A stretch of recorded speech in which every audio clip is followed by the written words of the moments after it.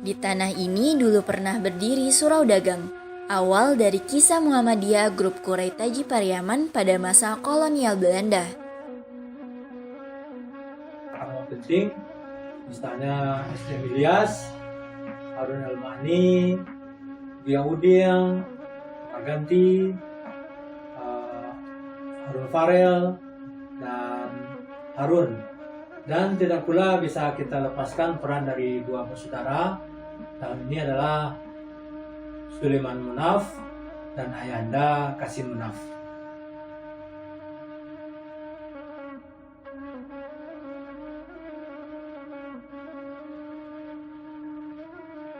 Buya kami, Kasim Munafi, lahir pada tanggal 30 Juni tahun 1917 di Jorong Pauh, Negara Bertaji.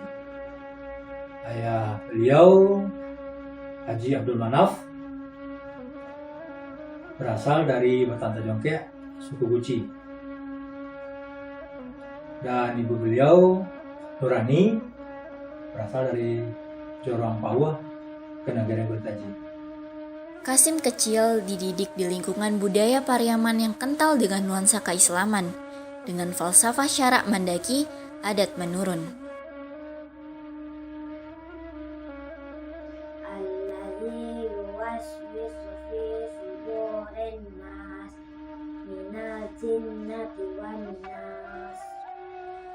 Dan Kasim sejak kecil telah bersentuhan dengan Islam modernis di Surau Paninjauan, tempat ia dulu mengaji.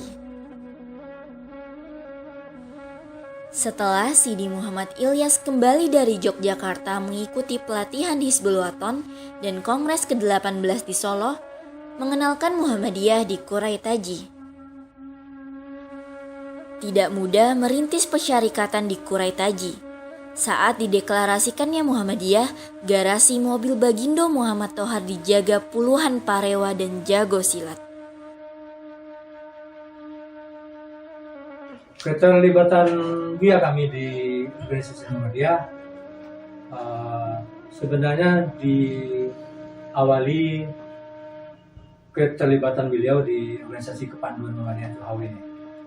Beliau sangat aktif di Kepanduan Muhammadiyah.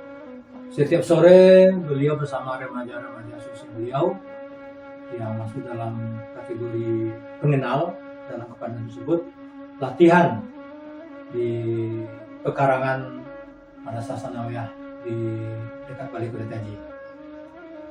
Dan selain itu beliau juga aktif dalam organisasi Muhammadiyah sehingga beliau diberi tugas oleh guru Muhammadiyah waktu itu di Kuretaji sebagai wakil sekretaris.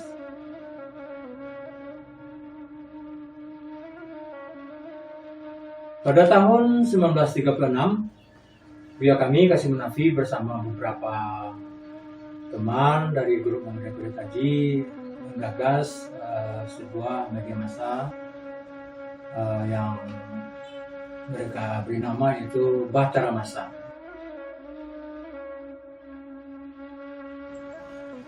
Majalah ini sempat terbit 3 edisi. Edisi pertama lancar, edisi kedua juga berjalan lancar. Tapi sayangnya pada edisi ketiga pemerintah Belanda membredel majalah ini karena dianggap oleh pemerintah Belanda majalah ini tidak sesuai dengan kebijakan mereka, membahayakan kedudukan Belanda, sehingga majalah ini dibredel, ditutup. Kemudian sebagai buktinya majalah ini dikumpulkan di suatu tempat di Parangpanjang dan di depan pimpinan cabang Muhammadiyah Parangpanjang, Salah Yusuf Sultan Makuto, majalah ini dibakar. Rentetan dan pengalaman bermuhammadiyah membawa Kasim Munafi ke kursi Ketua Muhammadiyah Daerah Padang Pariaman tahun 1952.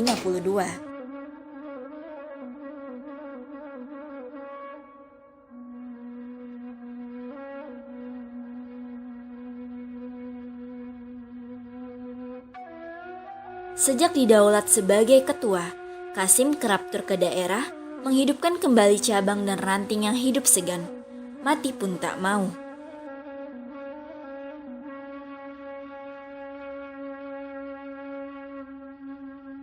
Dan hal ini berlangsung sampai 5 kali berturut-turut beliau terpilih sebagai ketua pimpinan daerah.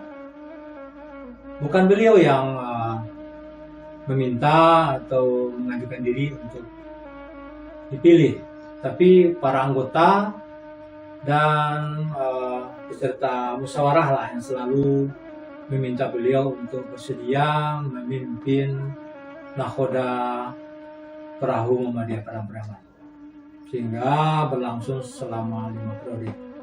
Baru pada tahun 1993 beliau terakhir kali memimpin Muhammadiyah dan tidak mau lagi dipilih sebagai pimpinan Muhammadiyah daerah. Beliau juga aktif di bidang perpolitikan. Pada tahun 1955, pada saat pemilu, beliau terpilih sebagai anggota DPRD Kabupaten Padang Pariaman, mewakili Partai Masyumi. Dan pada saat inilah beliau bisa berkiprah di tengah masyarakat lebih luas, dan salah satunya beliau sempat pergi turne bersama seluruh anggota DPRD Kabupaten Padang Pariaman ke Mentawai dengan menggunakan sebuah kapal yang waktu itu bernama kapal Zamrud, khusus didatangkan dari Lampung, dan beliau bersama anggota DPRD menginap di Mentawai selama 3 malam. Dan pada malam hari seluruh anggota menginap di kapal atau tidur di kapal, dan pada siang hari mereka turun menemui masyarakat. Dan saat itu biar kami melihat kondisi masyarakat yang sangat sederhana, dan sehingga timbul rasa ingin berbagi dengan masyarakat tersebut, yang alhamdulillah wujudnya adalah nanti cikal bakal lahirnya Panti Muhammadiyah Peritaji pada tahun 1993. Karena anak pertama yang tinggal bersama keluarga sebagai anak asuh di dalam keluarga kami adalah anak Mentawai yang bernama Rusmin. Dan sekarang Rusmin sudah dewasa, sudah berkeluarga, sudah beranak, dan masih tetap tinggal di Peritaji. Seolah Rusmin sudah lupa dia asalnya dari Mentawai, karena dia sudah membaur dan bergaul dengan masyarakat Peritaji. Dia memang seorang arsiparis dan organisatoris ulung. Tiap kegiatan selalu dicatatnya, termasuk ketika masjid ini rampung diselesaikan pada tahun 1996.